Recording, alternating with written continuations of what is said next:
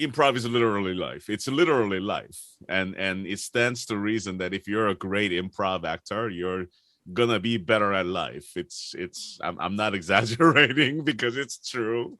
None of us, not a single one of us, wake up in the morning and find a script on the nightstand that tells us what to say throughout the day. It just doesn't happen. We are indeed. I am now, right now, improvising. None of this is written down.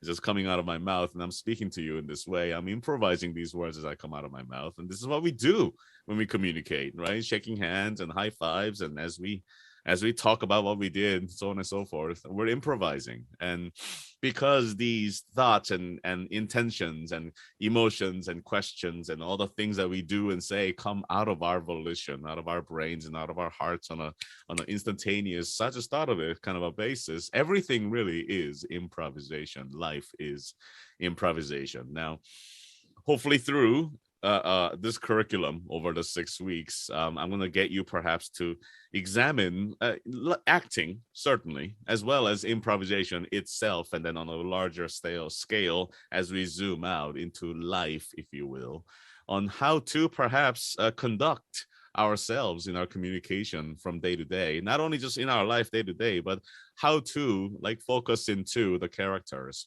that we are auditioning for, that the stuff that we've booked as we step into that session, how to approach these things with an improv in mind, which in my opinion and in my experience makes you a more dynamic, accepting, pleasurable, and like just pleasant actor to be around, who can take these suggestions and make changes on the fly, and really bring forth a real life person in characterization rather than a body in a space who knows how to read.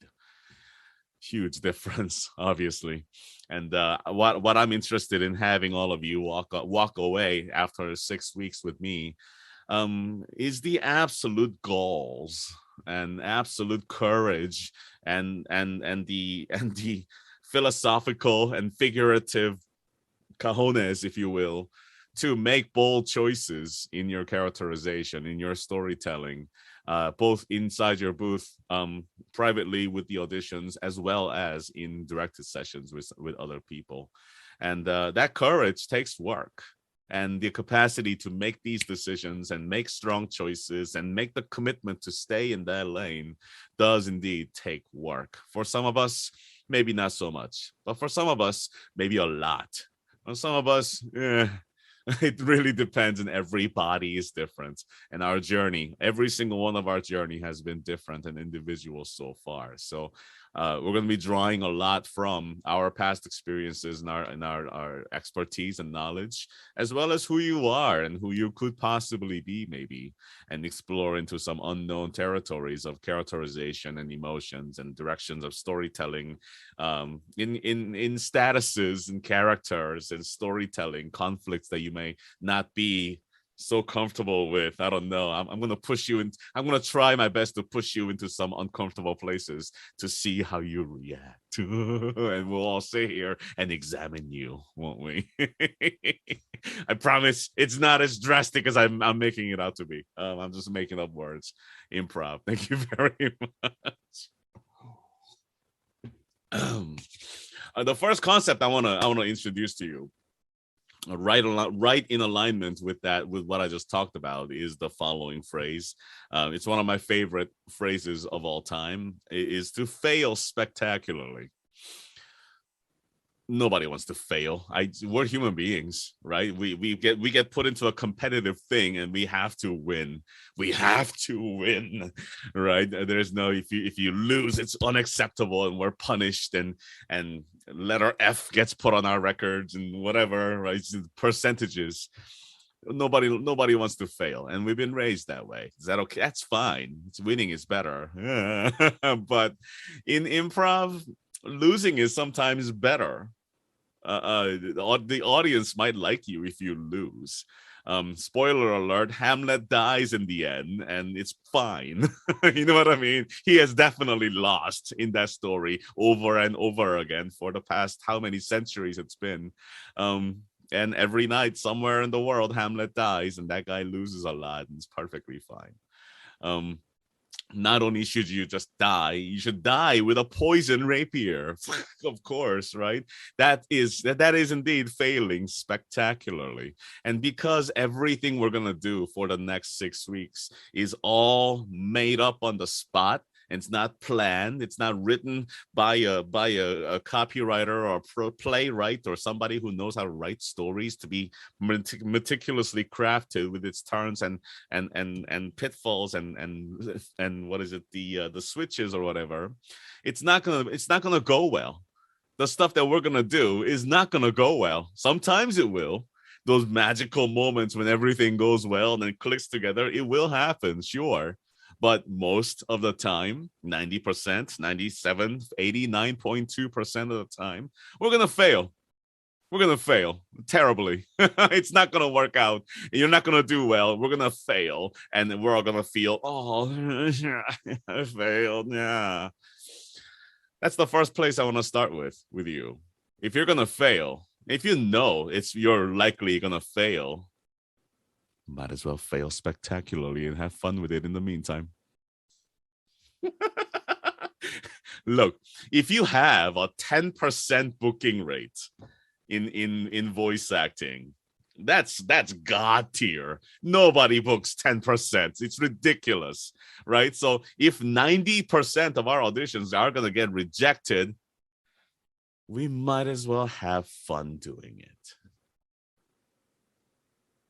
And because you're having fun in that audition, it might get booked, and you may reach 10%, maybe. But having that mindset, having that attitude of send and forget, this is not going to work. And if it might, but fully expecting it to fail and being okay with that. Not only just being okay with that, and if it does indeed fail, to commit to it and drive further to make it fail spectacularly and walk away with a smile at the end is the first lesson I want to talk about with you.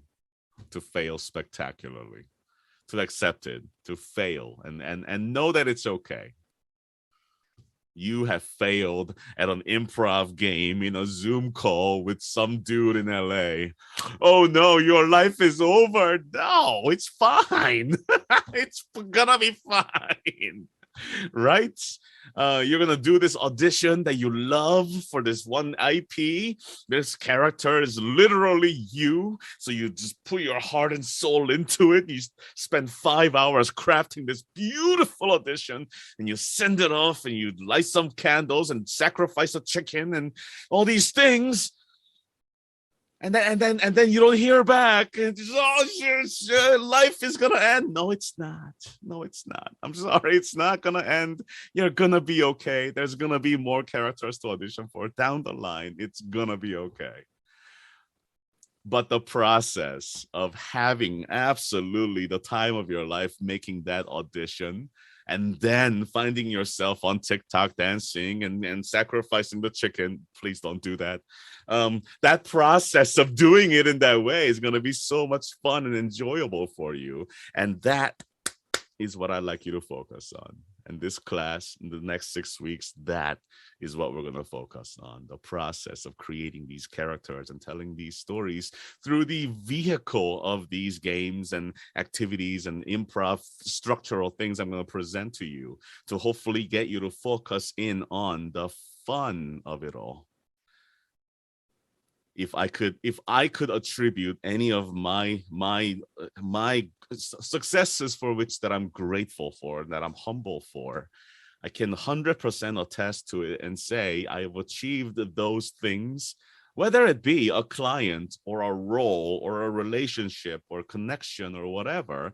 I did it because I had fun. I honestly think so. And newsflash, casting directors and directors want to work with fun people. It's true. And if you can display that you can have fun with this character and really genuinely have the time of your life recording that audition, I promise they're going to hear it. And they're going to go, man, listen to this person and look how fun they're having with the audition material we gave to them. So we're gonna focus on fun. Even if we fail, and we're gonna a lot because it's improv and anything can happen, everything will go wrong, of course. And because we're expecting it, because we're expecting it to happen, because it's improv. Look, it's not an if. We are going to fail a lot. Get used to it in the next 6 weeks. And if we're gonna fail, we might as well fail spectacularly, is my point.